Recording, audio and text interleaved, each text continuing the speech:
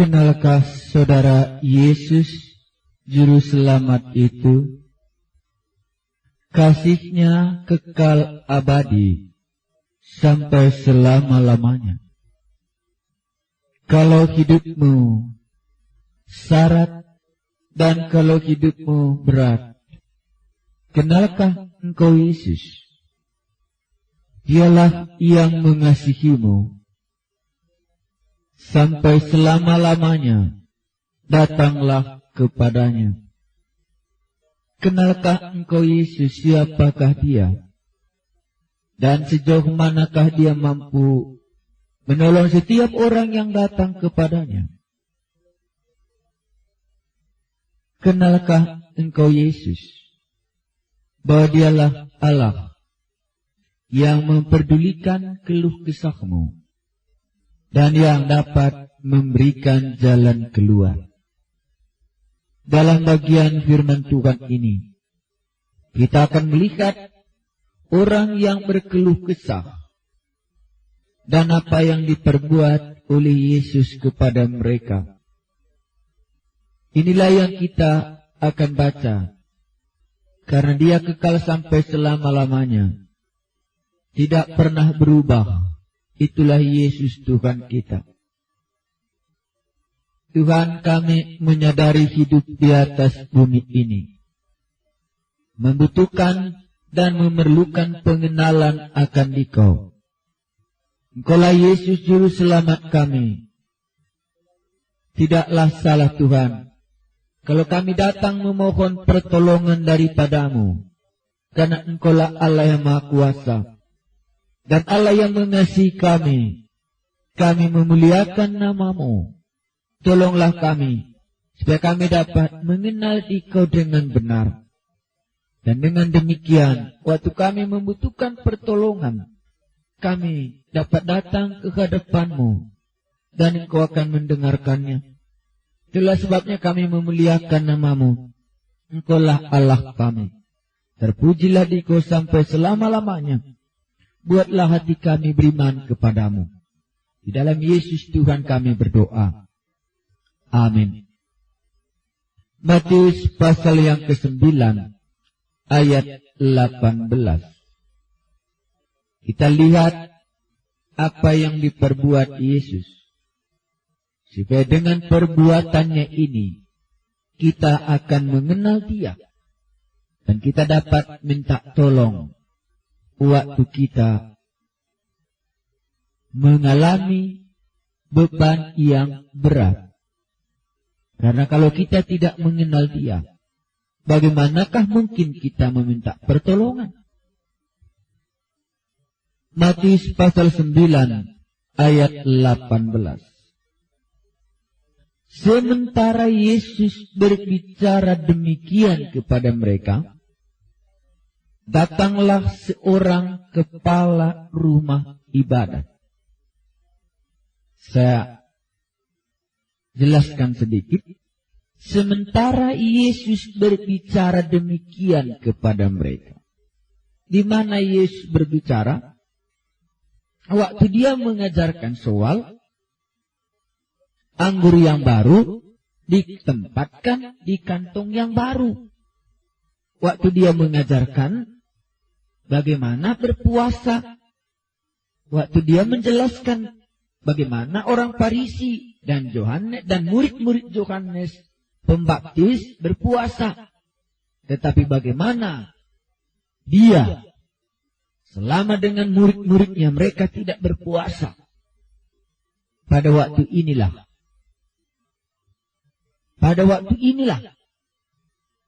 sementara Yesus berbicara demikian kepada mereka, datanglah seorang kepala rumah ibadat, lalu menyembah Dia dan berkata, "Anakku perempuan baru saja meninggal.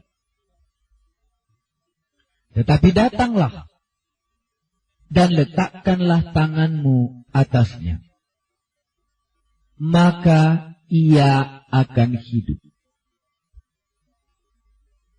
Lalu Yesus pun bangunlah dan mengikuti orang itu bersama-sama dengan murid-muridnya. Pada waktu itu seorang perempuan yang sudah 12 tahun lamanya menderita pendarahan maju mendekati Yesus dari belakang dan menjamah jumbe jubahnya. Karena katanya dalam hatinya, asal kujamah saja jubahnya, ia akan sembuh. Tetapi Yesus berpaling dan memandang dia serta berkata, "Teguhkanlah hatimu, hei anakku. Imanmu telah menyelamatkan engkau." Maka sejak saat itu, sembuhlah perempuan itu. Ketika Yesus tiba di rumah kepala rumah ibadat itu dan melihat peniup-peniup seruling dan orang banyak ribut, berkatalah Ia, "Pergilah, karena anak ini tidak mati, tetapi tidur." Tetapi mereka mentertawakan Dia. Setelah orang banyak itu diusir, Yesus masuk dan memegang tangan anak itu. Lalu bangkitlah anak itu. Maka tersiarlah kabar tentang hal itu ke seluruh daerah itu. Apa yang terjadi di bumi dan apa yang diperbuat oleh Yesus? Dan siapakah nama orang itu? Di sini yang dijelaskan ialah ada seorang kepala rumah ibadat.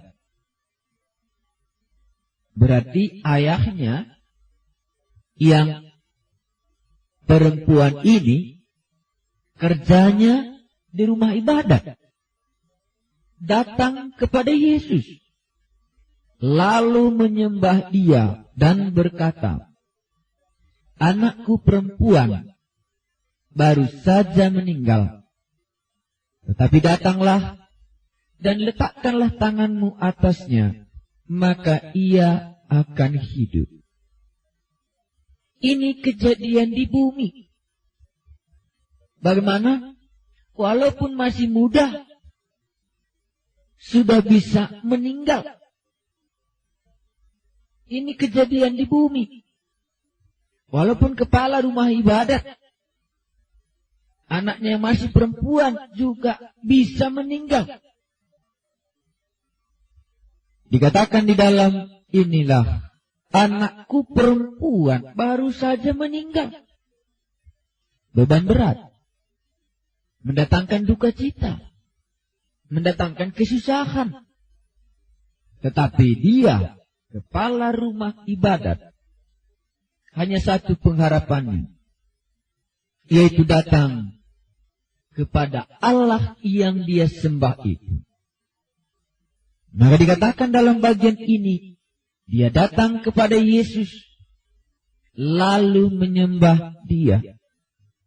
Dan berkata, anakku perempuan baru saja meninggal. Dia ceritakan bagaimana keadaan hidupnya.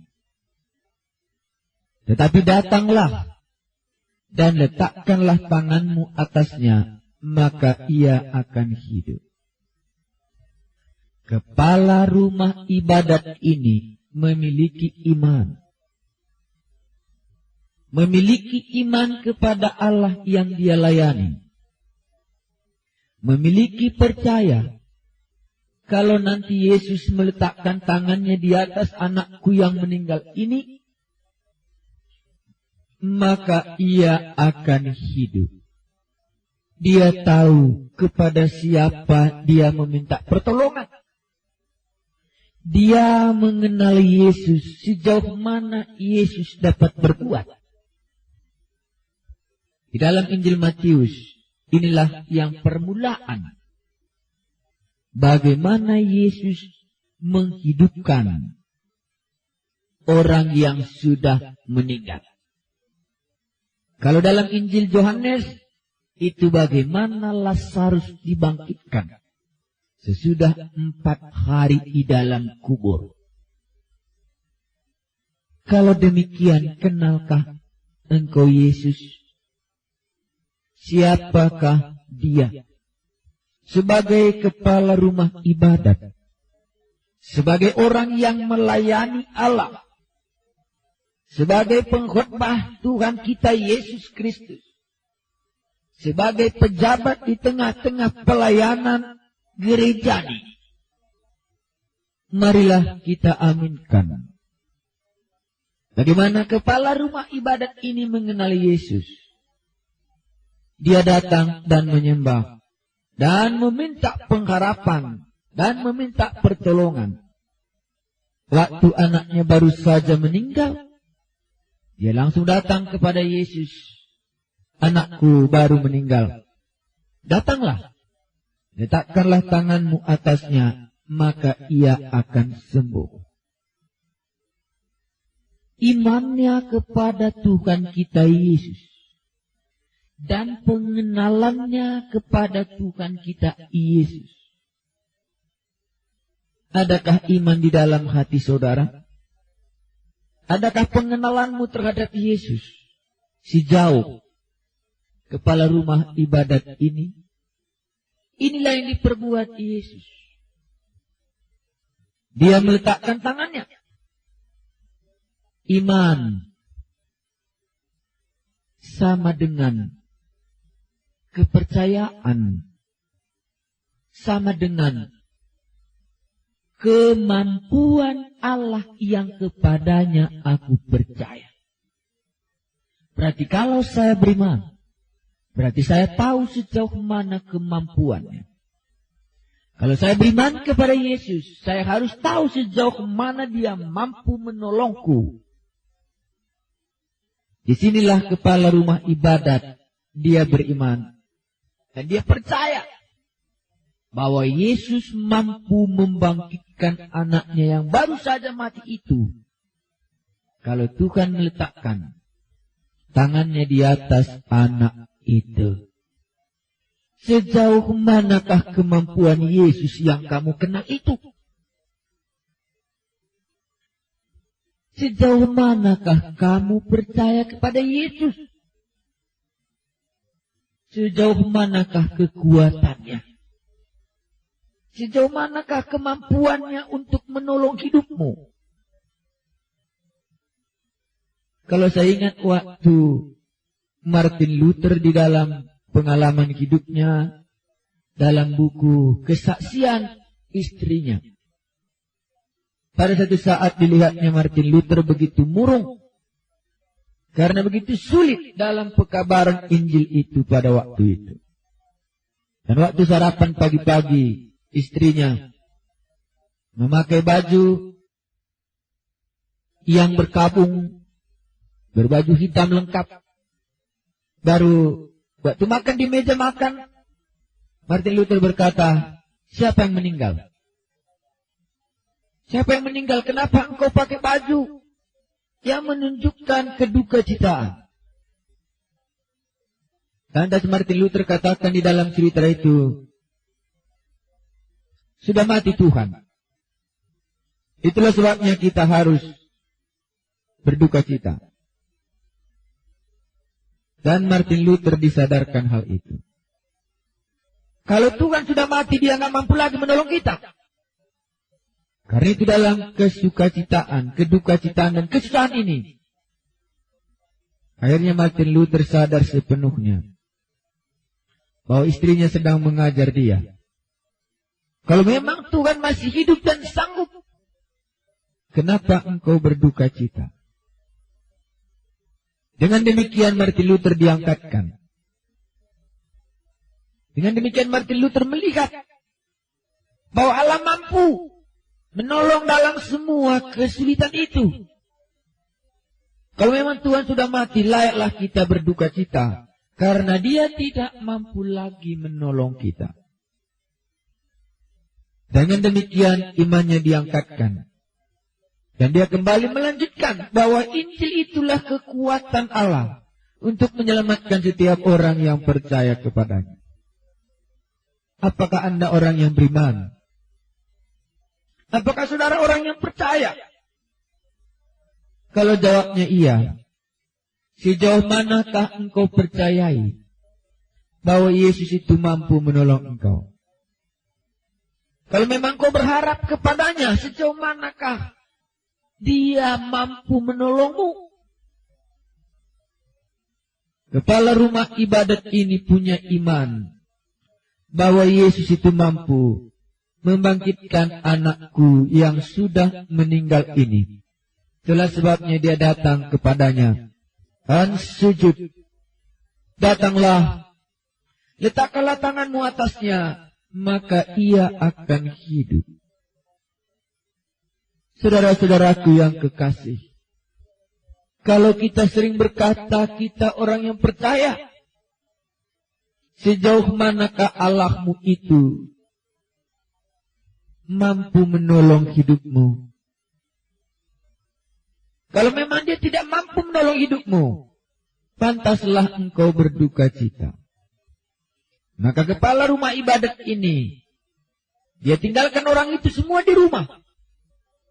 Dan dia melapor kepada Allah yang dia percayai. Saudara-saudaraku, kita sering menyebutkan orang beriman,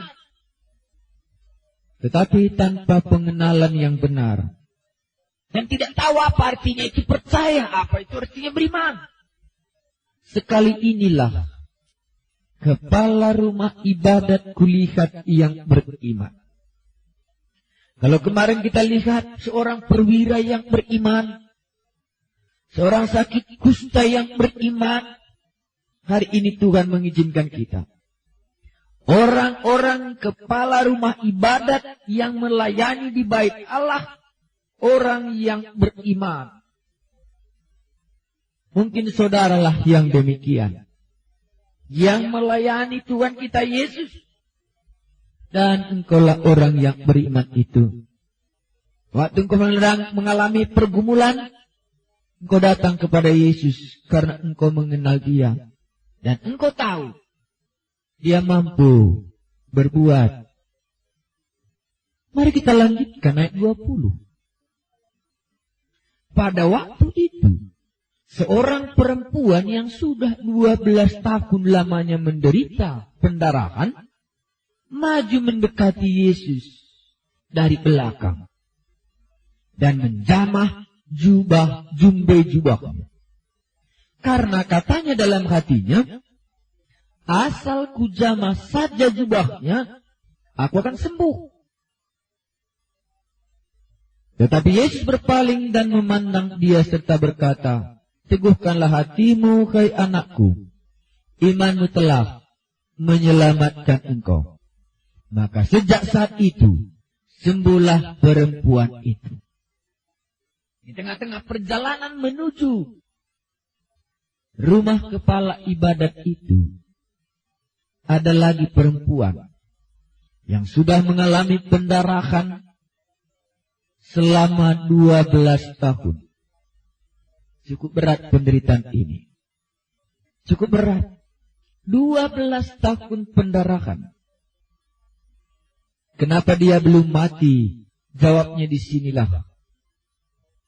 Karena Allah belum mengambil nafasnya. 12 tahun pendarahan. Dan waktu Yesus berjalan menuju ke rumah kepala ibadat itu, di tengah jalan itu dicegat. Ada seorang perempuan mengikuti dari belakang. Dan berkata dalam hatinya, asal kujamah saja jubahnya, aku akan sembuh. Ini lagi orang yang beriman. Makanya kalau kita baca dalam Alkitab ini, tidak ada yang sama. Tetapi masing-masing memiliki iman. Kalau tadi kepala rumah ibadat itu, dia mengatakan, taruhlah tanganmu di atas anakku itu, maka dia hidup. Kalau perempuan yang 12 tahun pendarahan ini, dia tidak demikian. Dia memiliki dasar iman yang lain. Yaitu, asal kujamah jubahnya itu, aku akan sembuh. Imannya, kepercayaannya, kemampuan Yesus dia lihat di dalam hidupnya itu. Maka Tuhan Yesus berkata, teguhkanlah hatimu, hai anakku. Imanmu telah menyelamatkan engkau. Maka sejak saat itu, sembuhlah perempuan itu. Di mana-mana kesembuhan ilahi terjadi di dalam Alkitab ini tidak pernah dengan cara yang sama. Ada orang kalau kujamah saja jubahnya, sembuhlah aku. Kalau katakan sepatah kata saja, sembuhlah hambaku itu. Kesembuhan ilahi dalam Alkitab tidak ada metode yang sama. Pikirkan. Kalau tetap metodenya sama dalam kesembuhan ilahi, pikirkanlah itu. Apakah itu dari Allah? Supaya jangan nanti kamu lengket dan kena ajaran yang sesat itu. Kita lanjutkan. Ayat 23. Ketika Yesus tiba di rumah kepala rumah ibadat itu, dan melihat peniup-peniup surling, dan orang banyak ribut, berkatalah ia, maksudnya Yesus ya, berkatalah Yesus, pergilah, karena anak ini tidak mati, tetapi tidur. Tetapi mereka menertawakan dia. Setelah orang banyak itu diusir, Yesus masuk dan memegang tangan anak itu. Lalu bangkitlah anak itu. Maka tersiarlah kabar tentang hal itu ke seluruh daerah itu. Apa akhirnya? Apa akhirnya? Kita jelas tahu, walaupun di tengah-tengah perjalanan tadi, ada perempuan pendarahan disembuhkan. Tuhan Yesus terus melanjutkan perjalanan ke rumah kepala rumah ibadat. Waktu mereka menemuinya, sudah ada seruling di sana ditiup untuk membuktikan bahwa anak itu sudah jelas meninggal. Dan dikatakan orang di sana sudah kumpul. Bukti anak itu sudah jelas meninggal. Dan waktu Tuhan Yesus katakan, pergilah. Anak itu tidak mati tetapi tidur. Orang-orang lain pun mentertawakan dia. Orang-orang lain sudah mentertawakan Yesus. Karena orang itu sudah jelas melihat bahwa anak itu sudah mati. Disinilah fakta kematian anak ini sudah jelas. Mari kita lihat bagaimana Yesus membangkitkan di sini. Yesus masuk dan memegang tangan anak itu, lalu bangkitlah anak itu. Yesus masuk ke dalam kamar itu dan mengusir mereka dan memegang tangan anak itu, maka bangkitlah anak itu. Pelajarilah ini. Kalau itu dari Allah, tidak pernah ada sama caranya. Kalau Lazarus, Yesus tidak pegang. Kalau Lazarus, dia hanya katakan, Lazarus keluarlah. Dan dia keluar dari dalam kubur itu. Tetapi perempuan ini dijamah oleh Yesus tangannya dan dia bangunkan. Dia bangkitkan. Dan bangkitlah anak kepala rumah ibadat yang sudah meninggal ini. Siapakah Yesus menurut kamu? Kalau kita berkata dia mampu membangkitkan orang mati, dialah kebangkitan itu. Benar. Kita sudah melihat. Kita sudah melihat bahwa dia berkuasa membangkitkan orang mati.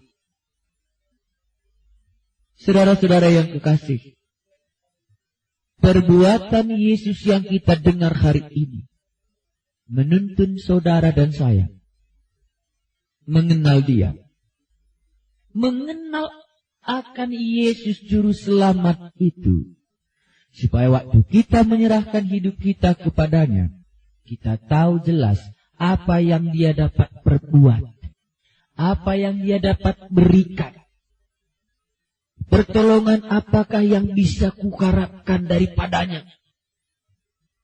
Jelaskah saudara mengenal siapakah Yesus? Kalau ayat 25, 26 umpamanya, maka tersiarlah kabar tentang hal itu ke seluruh daerah itu. Maka hari ini pun tersiarlah kabar kepada kita semua bahwa Yesus itulah yang mampu menolong manusia ini. Karena dialah Allah yang satu-satunya yang sudah membangkitkan anak kepala rumah ibadat yang sudah meninggal. Dialah satu-satunya yang mampu menyembuhkan pendarahan 12 tahun. Asal ku jamah jumbe jubahnya, aku akan menjadi sembuh. Tuhan Yesus katakan, teguhkanlah hatimu, hai anakku. Imanmu telah menyelamatkan aku.